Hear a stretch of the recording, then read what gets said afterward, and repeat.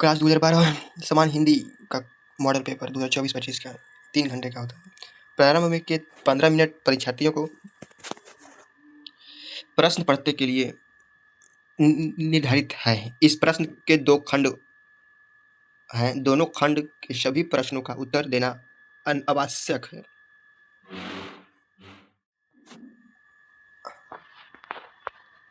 आते हैं खंड क का पहला सवाल।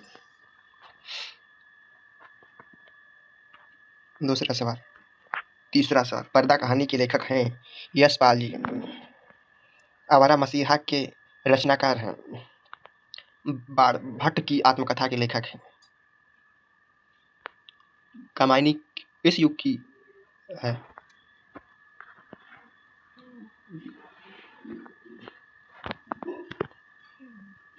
Most important.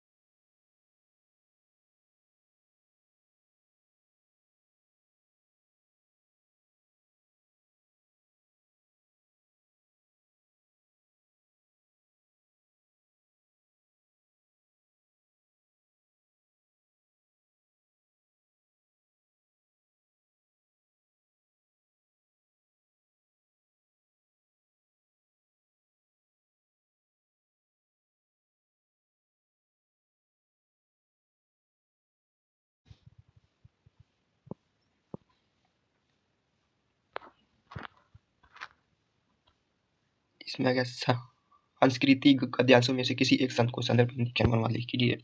चाहे तो दोनों का लिखना है। अनुवाद सहित दिए गए पद्यांशों में से किसी एक का संदर्भ हिंदी में अनुवाद कीजिए।